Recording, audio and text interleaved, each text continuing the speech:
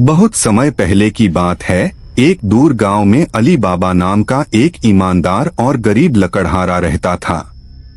वह हर दिन जंगल में लकड़ियां काटने जाता और उन्हें शहर ले जाकर बेचता।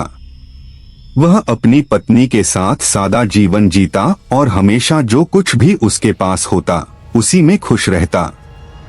एक दिन जब वह जंगल में लकड़ियां काट रहा था, तभी उसे घोड़ों की तेज आवाज सुनाई दी।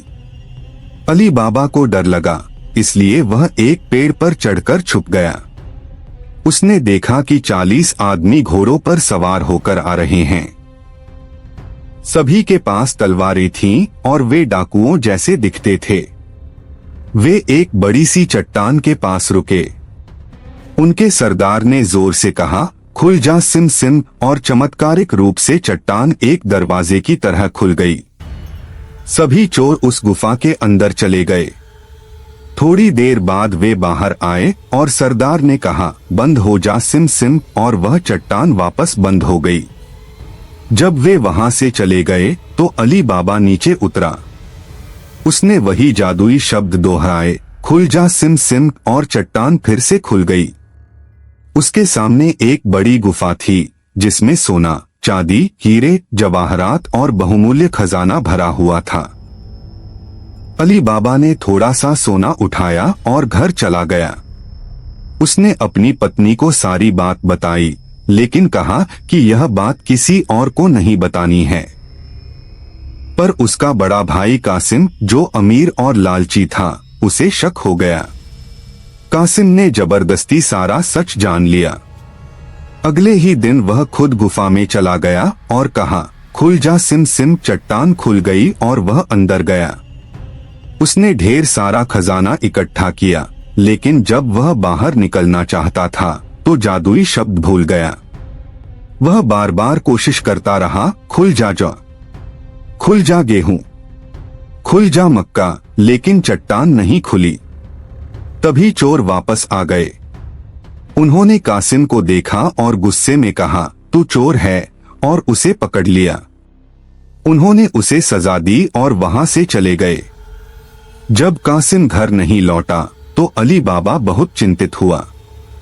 वह जंगल गया और गुफा के पास जाकर सारा माजरा समझ गया।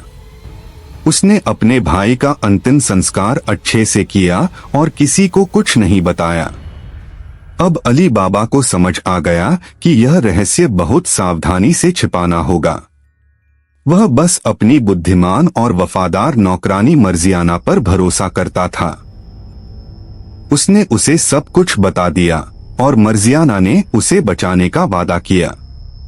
उधर चोरों का सरदार बहुत गुस्से में था। वह अली बाबा से बदला लेना चाहता था। उसने एक योजना बनाई। उसने तेल के बड़े बड़े घड़ों में अपने आदमियों को छिपा दिया और खुद एक तेल बेचने वाले व्यापारी का रूप धरकर अली बाबा के घर आ गया। मर्जियाना को कुछ शक हुआ। रात को उसने उन घड़ों से आवाजें सुनी। वह चुपचाप रसोई में गई, तेल गरम किया और एक एक घड़े में डाल दिया। सारे चोरों को उसने अकेले ही हरा दिया। अब सरदार अकेला रह गया। कुछ दिन बाद वह फिर लौटा, इस बार एक अमीर व्यापारी बनकर। वह अली बाबा से दोस्ती करने लगा और उसे खाने पर बुलाया। खाने के समय मर्जियाना ने उसे पहचान लिया। उसने बहादुरी दिखाई और एक नृत्य करते हुए खंजर से सरदार को पकड़ लिया। एक बार फिर उसने अली बाबा की जान बचा ली। अली बाबा ने कहा, मर्जियाना, तुम सिर्फ एक नौकरानी नहीं हो, तुम हमारे परिवार का हिस्सा हो। तुमने बहादुरी और समझदारी से हमें बचाया।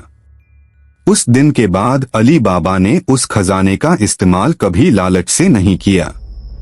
वह गरीबों की मदद करता रहा और सादा जीवन जीता रहा।